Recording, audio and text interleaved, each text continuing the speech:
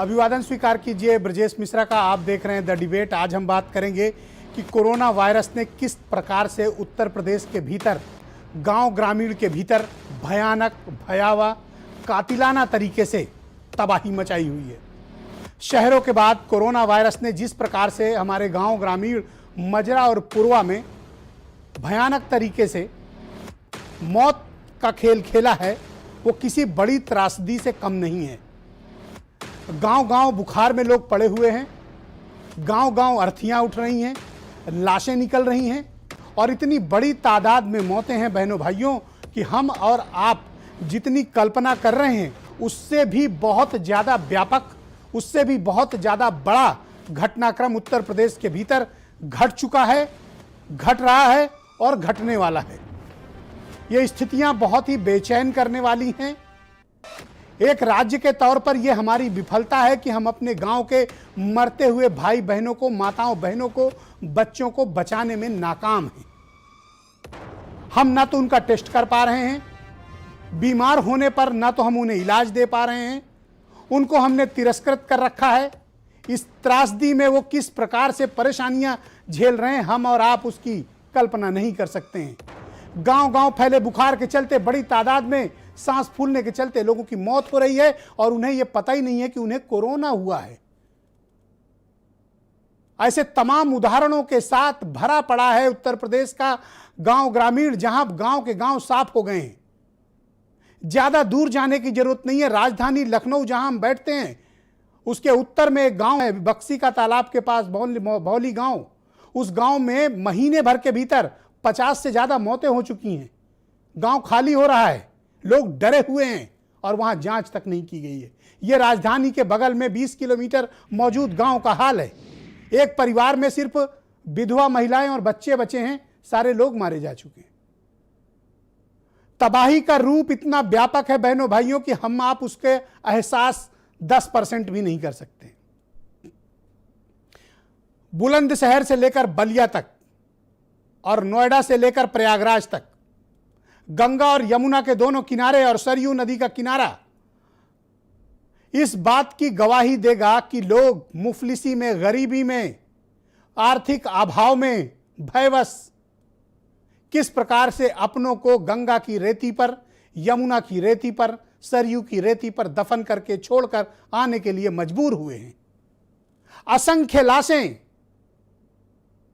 पवित्र गंगा नदी के रेती पर दफन है। यह वो गंगा की रेती है जहां पर प्राण जाए पर वचन न जाए का संकल्प लेने वाली यह गंगा नदी है।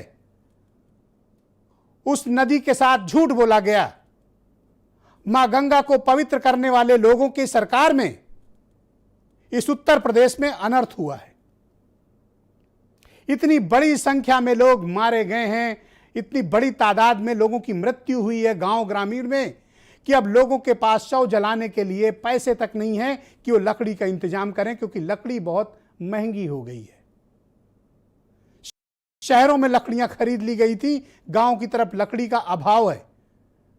एक डेड बॉडी जलाने के लिए 2 कुंटल लकड़ी की जरूरत होती है और उस लकड़ी की कीमत बहुत महंगी हो गई है। गांव के लोग अफोर्ड कर पाने की स्थिति में नहीं है। यह एक भयानक त्रासदी है। सरकार सिर्फ बयान देती है कि वो अंतिम संस्कार का खर्चा उठाएगी, कहीं 10% भी कोई नहीं उठाने को तैयार है। एक बड़ा ही कारुणिक दृश्य, एक बहुत ही रुला देने वाला घटनाक्रम आज मेरे समक्ष मेरे एक संवाददाता ने जिक्र किया। उन्नाव में रिपोर्टिंग के दौरान गंगा नदी के एक घाट पर, जहां अभी मीडिया पहुंची नहीं थी, पहले हमारे रिपोर्टर पहुंचे उस घाट के किनारे। लाइन से डेड बॉडी वहां पर दफनाई गई थी। हमारे रिपोर्टर ने जब वीडियो बनाया तो गांव के कुछ लोग जो वहां मिट्टी में आए थे, रिपोर्टर के पास आकर रोने लगे, फूट फूट कर रोने लगे। और रिपोर्टर से पता उन्होंने क्या आग्रह किया, आपके कलेजा छलनी हो जाएगा बहनों भाइयों सुनकर, आत्मा कांपेगी आपकी सुनकर उनकी फरियाद। पता है उन्होंने क्या कहा? हाथ जोड़कर रिपोर्टर से प्रार्थना की कि भैया इस खबर को, इस वीडियो को अपने चैनल पे मत चलाना, वरना कल से यहां पुलिस का पहरा होगा और हम अपने प्रियजनों की लाश दफना भी नहीं पाएंगे। हमारे पास इतने भी पैसे नहीं हैं कि हम लाश का अंतिम संस्कार कर पाएं। हमको अगर लाश का अंतिम संस्कार करने के लिए लकड़ी खरीदना पड़ा तो हमें कुछ गिरवी रखना पड़ेगा, हमारे पास कुछ बचा नहीं है इलाज के बाद। हमने वो खबर नहीं चलाई, हमारे पास उसका वीडियो मौजूद है।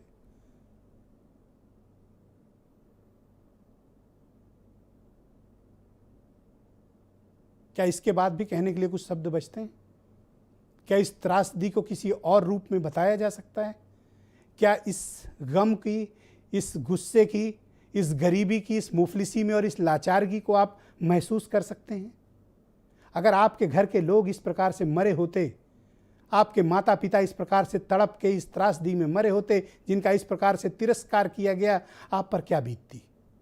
आपके भाई बहन इसी प्रकार से मरे होते और उनको इज्जत से अंतिम संस्कार नहीं मिला होता, आप पर क्या बीतती? आपकी पत्नी और आपके बेटे की मौत इस तरह से गांव के भीतर हुई होती और आप अपने प्रियजनों की लाश को अंतिम कांधा देने की स्थिति में नहीं होते और लाश दफना कर जाने को मजबूर होते, जीवन भर आप ये बात भूल पाते? नहीं भूल पाते। इसलिए गांव गरीब की त्रासदी वही समझ सकता है जो इस पीड़ा से उपजा है, निकला है। गरीबी क्या होती है सत्ताधीशों ने नहीं देखी है। हेलीकॉप्टर और हवाई जहाज़ों का सफर करने वाले, दर्जनों गाड़ियों के काफिले से चलने वाले सत्ताधीशों को गांव गरीब की इस पीड़ा का एहसास नहीं है। वो नहीं महसूस कर सकते कि एक गरीब आदमी किस प्रकार से एक पत्रकार के हाथ जोड़ रहा था सिर्फ इस बात के लिए कि यहाँ का वीडियो तुम अपने चैनल पे मत चलाना, वरना कल से हम यहाँ लाश दफनाने नहीं आ पाएगा हमारे गांव का और आसपास के लोग।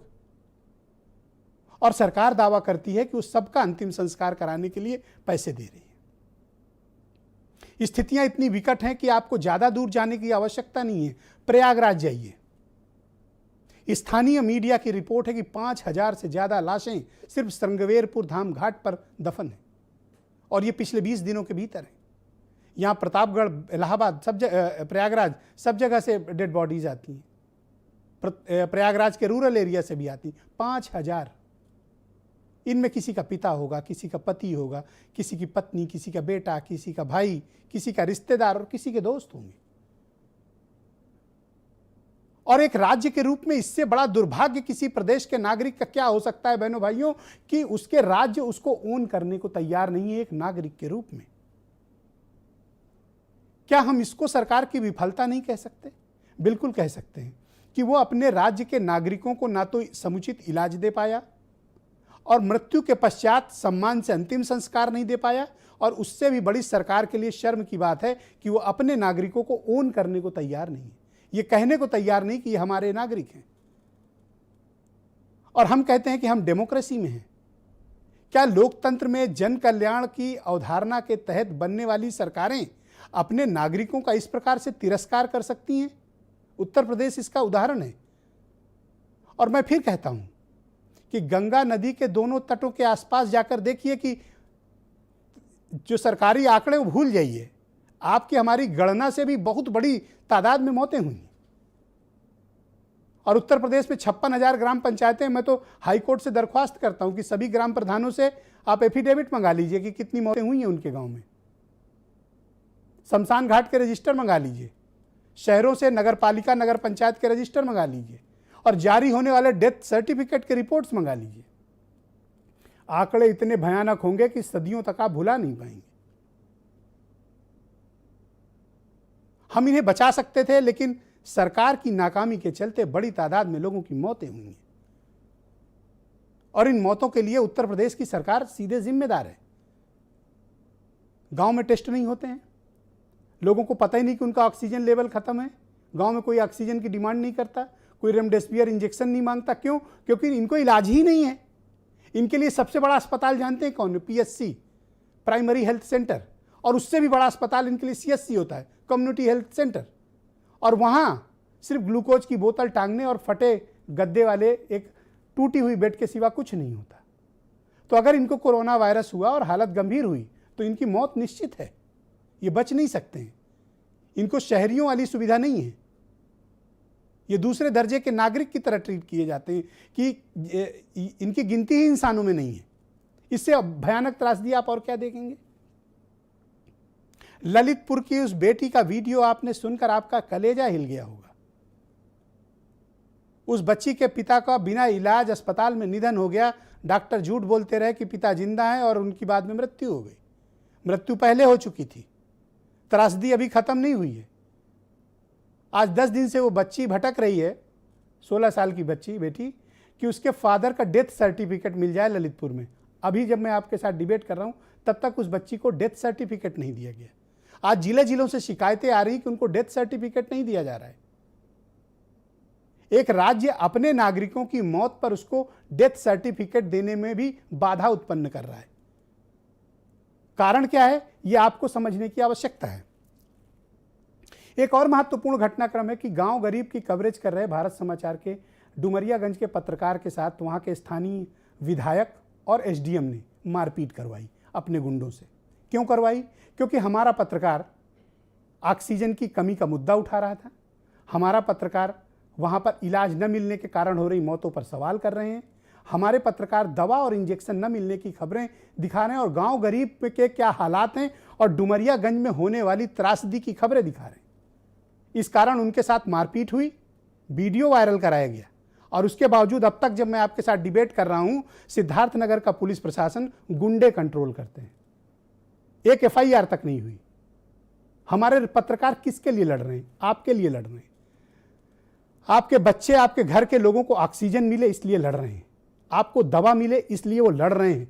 गांव गांव जा रहे हैं, घर घर जा रहे हैं। किसके लिए जा रहे हैं? आपके लिए जा रहे हैं। और उनके साथ हिंसा की जा रही है। तो ये किसके खिलाफ हिंसा है? आपके खिलाफ हिंसा है। भारत समाचार के पत्रकार किसी से डरते नहीं। जहां एक रिपोर्टर की आवश्यकता होगी वहां हमने 3 रिपोर्टर अब लगा दिए। ये डरने वाले लोग नहीं है, इन्हें आप डरा भी नहीं पाएंगे। लेकिन ये सोचने की जिम्मेदारी है कि इन पर हमला दरअसल जनता पर हमला है। क्यों? क्योंकि ये आपका टेस्ट नहीं हो रहा, आवाज उठा रहे हैं। आपके परिजनों की लाशों के साथ दुर्व्यवहार हो रहा है, ये आवाज उठा रहे हैं। ये आपके दवा, इंजेक्शन और दवाई की मांग कर रहे हैं। ये आपके लिए आईसीयू बेड की मांग कर रहे हैं। आपको जो सुविधाएं नहीं मिल रही हैं, जो झूठ बोला जा रहा है आपसे, उसकी पोल खोल रहे हैं। इसलिए इनके साथ हिंसा हो रही है। तो ये पत्रकारों के साथ हिंसा नहीं है, ये आपके साथ हिंसा हो रही है। और इनका अब तक कोई कार्रवाई न होना यह स्पष्ट प्रमाणित करता है कि सत्ता संरक्षित गुंडे ऐसी हरकत कर रहे हैं। तो ये घटनाएं उदाहरण है कि उत्तर प्रदेश के भीतर कोरोना वायरस की त्रासदी कितनी भयानक, कितनी बड़ी है। गांव के गांव बर्बाद हो गए हैं, परिवार के परिवार साफ हो गए हैं। आप इस त्रासदी की कल्पना नहीं कर सकते हैं कि जिन घरों ने कमाऊ सदस्यों को खोया है, उनके परिवार के सामने अब रोजी रोटी के लाले पड़े हैं। उनके बच्चे पढ़ेंगे कैसे? हमारी चिंता इस बात की होनी चाहिए। सरकारी आंकड़ों को दुरुस्त करने में जुटी सरकार के लिए गांव गरीब में मर रहे लोग प्राथमिकता की सूची में नहीं है। और अगर होते तो इस प्रकार से भयानक दुर्दशा जिंदा और मुर्दा लोगों के साथ नहीं होती। चील, कौवे, कछुए खा रहे हैं इस प्रदेश के नागरिकों की लाश। ऐसा दृश्य भारत के इतिहास में कभी देखा नहीं गया होगा। जिस प्रकार से गंगा, यमुना और सरयू के नदी के पावन तटों पर इस प्रकार का भयानक, खौफनाक मंजर दुनिया ने देखा है कि एक राज्य ने अपने ही नागरिकों को डिसऑन कर दिया, मानने से इनकार कर दिया, उनको अंतिम विदाई तक सम्मान से नहीं दे पाए। यह मेरी पीड़ा है और यह जनता की पीड़ा है। सुनिए कुछ बयान, फिर मैं डिबेट को आगे बढ़ाता हूं। मैं लास्ट टाइम तक रिपोर्ट मांगती रही कि मेरे को दे दो, अगर कोरोना से वो ठीक हो गए मैं हार्ट का या लंग्स का कहीं और दिखा लूं, बट उन लोगों ने नहीं दिया। मुझे रिपोर्ट भी नहीं दी, कुछ भी नहीं दिखाया। अगर उन लोग की लापरवाही ना होती तो शायद आज वो हमारे बीच होते। 4 भाई खत्म हुए और माता जी खत्म हुई। 2 बहन अपने अपने घर में थी, एक ईसापुर में थी, वो खत्म हो गई इसी बीमारी से। और उससे छोटी बहन अनूप खेड़ा है बिजनौर के पास इधर। बीमार थे, बुखार है। हाँ 2-4 दिन बस, ज्यादा नहीं। कुछ पता नहीं होता, क्या बताएं। भगवान, केवल लोगों की डेथ नहीं हो रही है, इंसानियत की डेथ हो रही है। डेथ हो रही है आपके रिश्तों की, आपके लोगों की। मतलब जिस समय आपकी सबसे ज्यादा जरूरत होती है आपके अपनों की, उस समय वो आपके साथ नहीं होते हैं। उनका जब डेथ सर्टिफिकेट बना तब हम लोग ने उसके लिए अप्लाई किया ललितपुर नगर पालिका में। तो फिर उसके बाद वो बोले कि आप लोग यहाँ पे नहीं बनेगा, ये जहाँ पे उनकी डेथ हुई थी वहाँ पे बनेगा, हॉस्पिटल जाके बनवाइए। तो हम लोग जब हॉस्पिटल गए तो वहाँ पे हम लोग ने डॉक्टर से बोला, तो डॉक्टर बोला इस नाम का कोई भी पेशेंट हम लोग के पास 22 तारीख को आया ही नहीं, और ना ही उस दिन किसी की डेथ हुई। आप में से बहुत से ऐसे लोग इस पीड़ा से गुजरे होंगे, जो हमारी माताएं बहनें बुजुर्ग अभी अपनी पीड़ा बताते वक्त रो रहे थे। क्या ये जिंदगी भर इस गम को भुला पाएंगे? क्या इस सदमे से ये उबर पाएंगे?